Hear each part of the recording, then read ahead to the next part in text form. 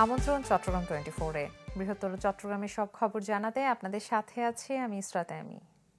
ভিগো wire guard প্রয়োজন মতো বাঁকানো যায়, অধিক চাপেও ভাঙে না। ভিগো। 2 দিনেও সন্ধান মেলেনি চট্টগ্রামের পতেঙ্গায় কর্ণফুলীতে মাছের নৌকা ডুবে নিখোঁজ 8 জনের।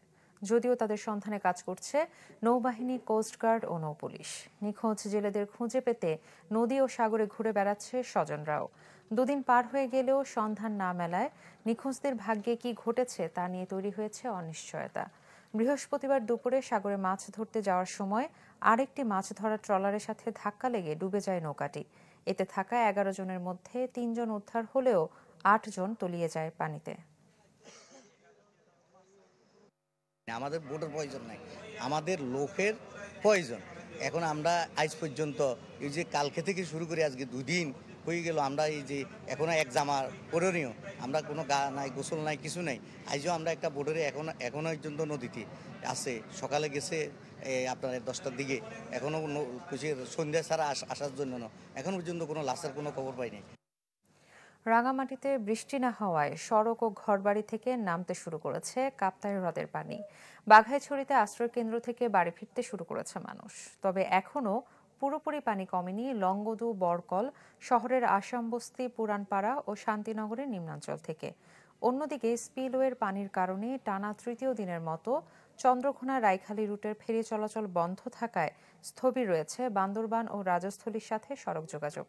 টানা বর্ষণে কাপ্তাই হ্রদের পানি বিপদসীমায় পৌঁছায় ধাপে ধাপে ছাড়া হচ্ছে কর্ণফুলী নদীতে। শত কোটি টাকা ব্যয়ে কক্সবাজারের পেকুয়ায় নির্মিত বেড়ি বাঁধটি যেন অবৈধ স্থাপনার জঞ্জাল। 1.5 কিলোমিটার বাঁধে গড়ে উঠেছে শত শত স্থাপনা। তাতে বসতি গেড়েছে নিম্ন আয়ের মানুষজন। পাশাপাশি পর্যটনের জন্য সম্ভাবনাময় বাঁধটি চলে গেছে শুটকি ব্যবসায়ীদের দখলে।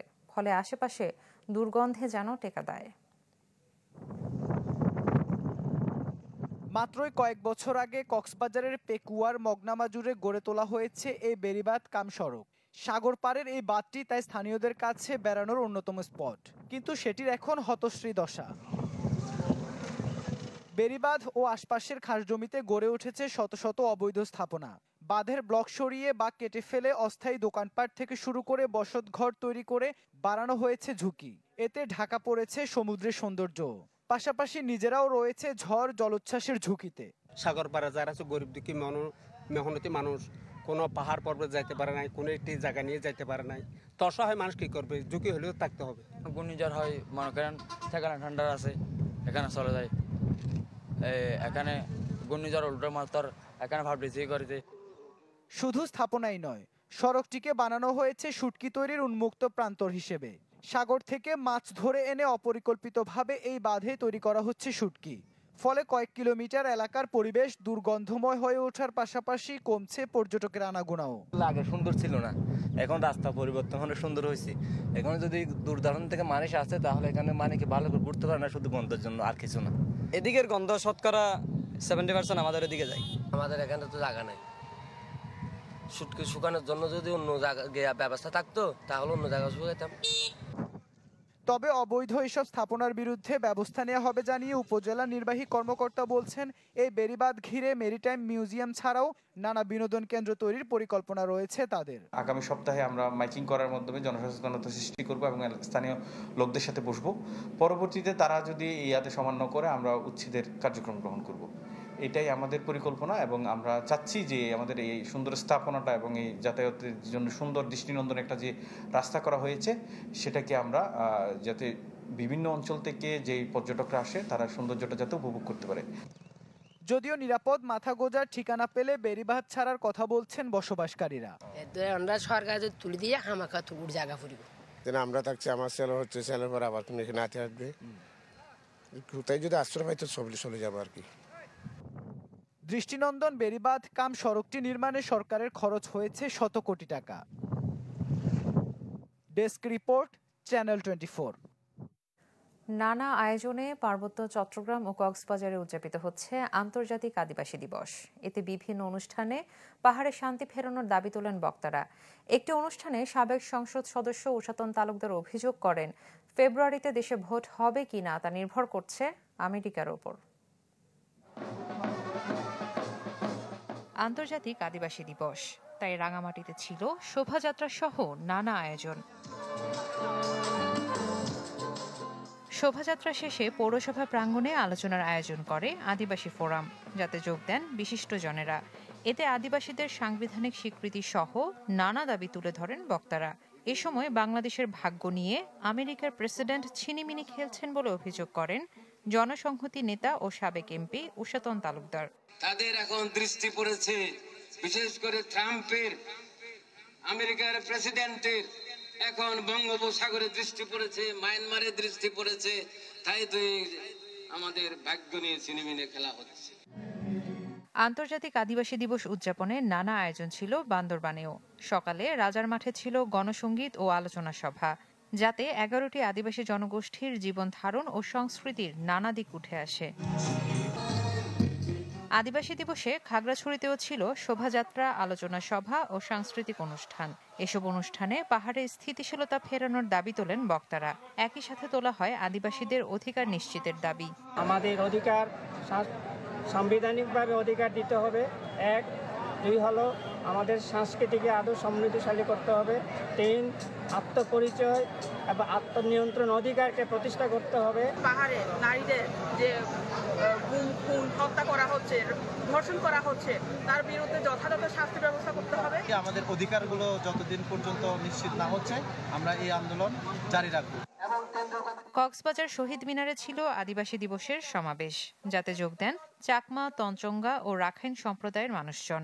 এ সময় তারা ভূমির অধিকার এবং ভাষার সংস্কৃতি ঐতিহ্য রক্ষার নানান দাবি তোলেন। Desk report, channel 24। দর্শক, এ পর্যায়ে নিচ্ছে একটি বিরতি, ফিরছি একটু পর, সাথেই থাকুন। প্রতি বছর 3 পার্বত্য জেলা থেকে চাঁদাবাজি হচ্ছে 700 কোটি টাকার বেশি, আর এই টাকা তোলা হয় বিভিন্ন ব্যবসা প্রতিষ্ঠান ও ব্যক্তির কাছ থেকে। অভিযোগ, পাহাড়ের বিভিন্ন সশস্ত্র সংগঠনের কাছে অনেকটা জিম্মি সবাই। মুক্তার হোসেনের ক্যামেরায় খাগড়াছড়ি ঘুরে এসে রিপোর্ট করছেন ফয়সাল হোসেন। আজ থাকছে দ্বিতীয় পর্ব। চলতি বছরের শুরুতেই খাগড়াছড়ি ঘুরতে এসে অপহৃত হন 5 বিশ্ববিদ্যালয় শিক্ষার্থী। তাদের কাছে মুক্তিপণ দাবি করে পাহাড়ি সশস্ত্র সংগঠন ইউপিডিএফ। সে সময় এই খবর উঠে এসেছিল গণমাধ্যমে। আমি যে স্থানটিতে দাঁড়িয়ে আছি, এই বছরের শুরুতে এই স্থান থেকে প্রায় 5 জন শিক্ষার্থীকে অপহরণ করে স্থানীয় সন্ত্রাসীরা। অপহরণের পর এই নদীপথে নিয়ে যাওয়া হয় চেলাছড়া গ্রামে। 1 সপ্তাহ শ্বাসরুদ্ধকর অভিযানের পর সেনাবাহিনী সেই শিক্ষার্থীদের উদ্ধার করতে সক্ষম হয়। পর্যটকদের কাছে চাঁদা নেওয়াই শেষ নয়, মোটা অঙ্কের টাকা দাবি করা হয় ইন্টারনেট ও মোবাইল সেবাদানকারী প্রতিষ্ঠানগুলোর কাছেও। একটি মোবাইল কোম্পানির খাগড়াছড়ির প্রতিনিধির সাথে কথা হলে জানা যায়, তাদের কাছে 4 কোটি 80 লাখ টাকা চাঁদা দাবি করেছিল ইউপিডিএফ ও জেএসএস। টাকা না দেয়ায় সব টাওয়ারের সংযোগ কেটে দেয়, অপহরণ করা হয় এক কর্মকর্তাকে। এই ধরনের চাঁদার দাবিকে বৈধ মনে করেন পাহাড়ের সশস্ত্র সংগঠনগুলো। টাওয়ার গো লেন কাজিবর লতে টাওয়ার নেট রুবি কোম্পানি গা তেঙ্গা তোরে তেঙ্গা পি কারণে গো লেন গো কাটিও বলতে গো তসা গো প্রি তমা তপমে গো চা ইউপিডিএফ তাই বলে গো তেঙ্গা কালেকশন পিয়ামো সলিরারে। চাঁদা না দিয়ে রেহাই নেই পর্যটন ব্যবসায়ীদেরও। খাগড়াছড়ি শহর থেকে সাজেক ভ্যালির সব হোটেল মোটেলকেও নিয়মিত গুনতে হয় চাঁদা। আপনাদের কি চাঁদা টাদা দিতে হয় নাকি? এটা তো কম বেশি সবাই জানে, কম বেশি সব জায়গায় দেওয়াই লাগে। না দিলে কি কোনো সমস্যা হয়? না দিলে সমস্যা কিছু, এটা ওদের দুই পক্ষে আন্ডারস্ট্যান্ডিং আছে। কারণ আমরা তো পাহাড়ে আছি, পাহাড়ে থাকতে হলে দিতে হইব। ওইটাই চাঁদা দিতে, যদি না দেন, না দিলে তো ওইটা বাইরে, ওইটাই মানে না দিলে কি তুলে তুলে নিয়ে যায় ভাই। এটাও তো কিছু করার না। ওইটা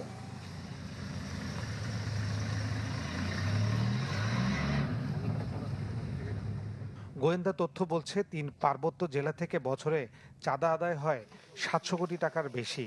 এছাড়া বছরের শুরুতে পাচারের উদ্দেশ্যে জড়ো করা অস্ত্র, গোলাবারুদের বড় 5টি চালান জব্দ করে প্রতিবেশী দেশের পুলিশ।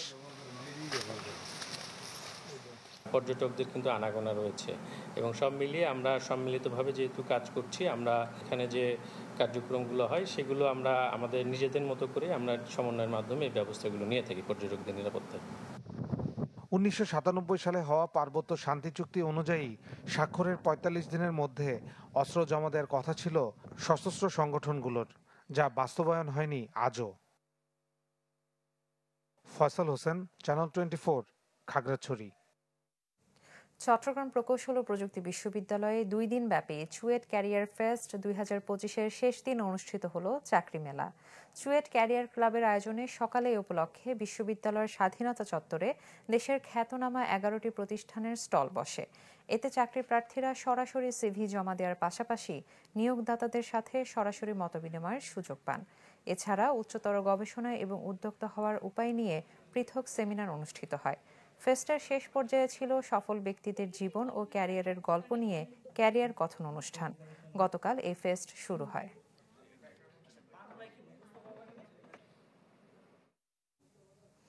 দর্শক, এই ছিল এখনকার আয়োজন। এতক্ষণ সাথে থাকার জন্য ধন্যবাদ সবাইকে।